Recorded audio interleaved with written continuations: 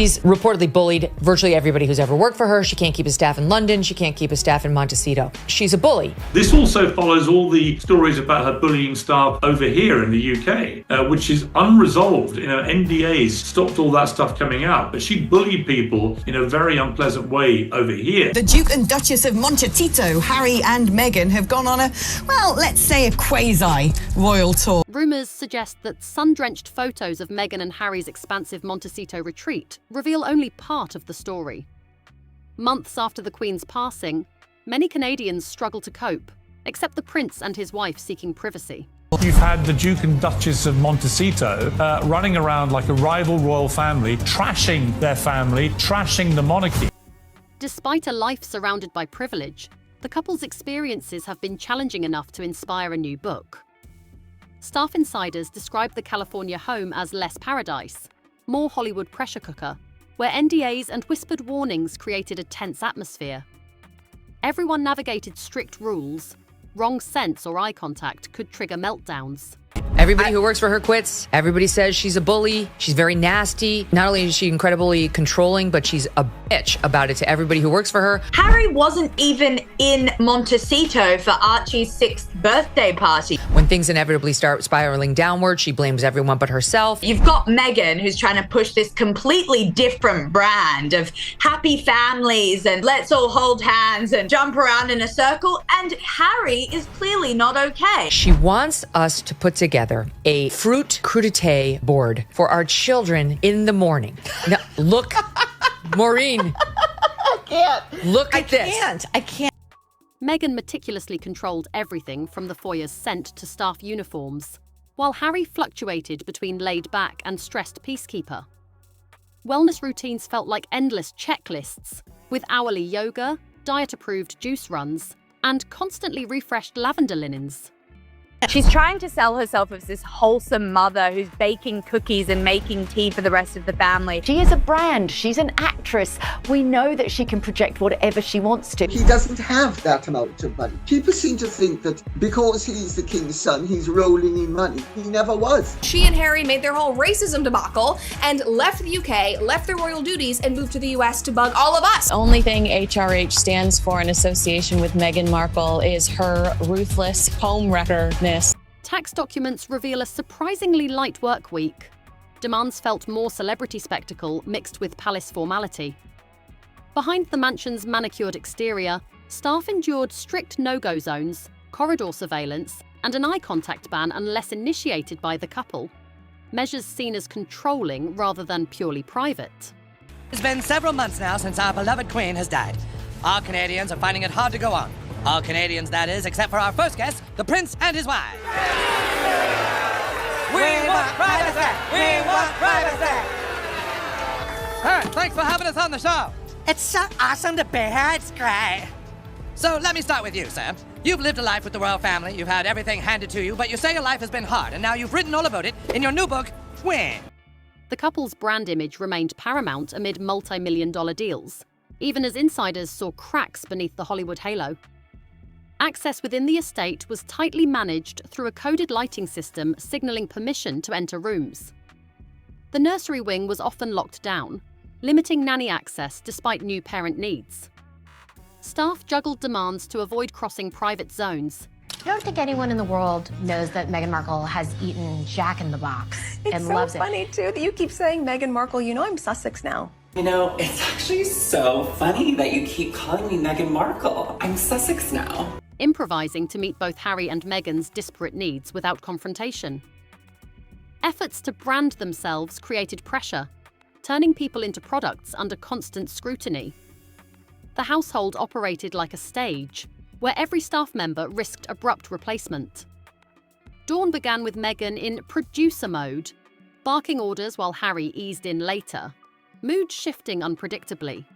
I appreciate what hard work looks like. I like working hard. Well, according to their tax documents, they work 1 hour a week. Private yoga instructors found furniture constantly rearranged, and chefs prepared menus on standby according to uncertain dietary preferences. Meghan desired all identity privileges, without accepting associated responsibilities. repeatedly demanding adjustments from garden scents to schedules. Harry's spontaneous plans complicated security logistics. After taking a break from taking a break, I guess, Meghan Markle is back and she has released a new Netflix trailer. Now, just to give you the background of this, if you're wondering why she's doing this, it's because she kind of sold her soul to the devil. Obviously, she's always wanted to be an A-list actress. She never wanted to be a princess. I called that from the very beginning. She wanted to be amongst the A-list. Forcing aides to multitask amid constant shifts. Lateness rippled through the day, threatening video calls and childcare routines. Staff never knew which version of Meghan to expect, warm confidant or icy manager, and Harry's attempts to mediate sometimes caused further confusion. Behind the wellness facade, costs soared with deliveries of imported matcha, crystal-infused water, and high-priced specialists. Trying to make ourselves into a brand just turned us into products. We don't need to be a brand, do we? If it's truly what we want, then we really can get away from it all. No more magazines and Netflix shows. We really can live a normal life. Yes, I'm sure you agree, darling. We can be the people we talked about being, with no more worries about how we look or the image we project to people. What matters is what we have on the inside.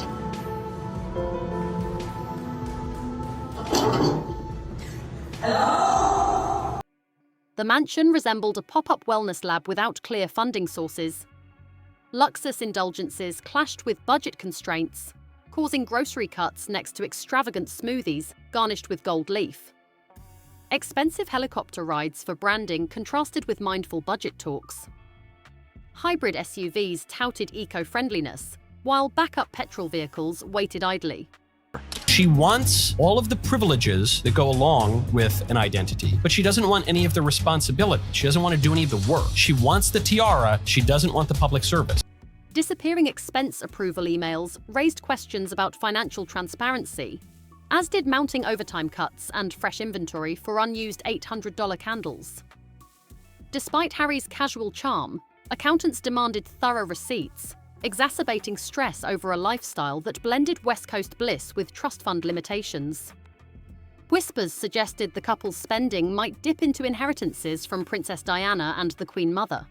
This woman looks to me like a malignant narcissist. This woman has zero self-awareness. Financial tensions played out behind the scenes during lavish events where budgets were negotiated mid-prep, menu ingredients swapped on demand, and high-profile philanthropy was tightly controlled for optics rather than impact. Harry's friends reportedly advised loosening the tight grip on image-driven charity affairs, but he persisted in prioritizing impact perception. Years of silence shattered amid escalating staff departures. And some speculation that they are now actually eating into the inheritance left by both Princess Diana and the Queen Mother. Stress migraines and perched key cards signaled breaking points as streaming cuts threatened legal shields. Threats of whistleblower lawsuits softened amid changing power dynamics, while glossy lifestyle shoots faltered and staff wondered about a fading golden goose. Former employees accused the couple's actions as manipulative and PR-motivated, with some hastening disclosures ahead of unauthorized docu-series that might twist their stories. They're already living a billionaire's lifestyle, let's just be honest about it, and they are not anywhere close to earning billionaire money. Departing staff formed networks sharing confidential communications and late-night requests, escalating quiet murmurs into a growing uproar, now ricocheting across social media channels. A-listers visiting the estate reportedly glimpsed the tension, likening the atmosphere to an audition stage rather than a royal haven. Everything they do seems so manipulative, calculated, PR-motivated, money-motivated. Industry insiders noted meticulous set staging rivaling Spielberg productions. Friends and former publicists described diva behavior and extreme control, even during pitch meetings, with frequent last-minute adjustments to ambience to maintain brand visuals. She decided she didn't want to be a real princess because to be a real princess involves duty and responsibility, caring about other people. And so she just wanted to be a pretend princess in Hollywood. So she split her husband off from his royal family and then inked a $1 zillion deal with a bunch of media companies, and then all her projects flopped.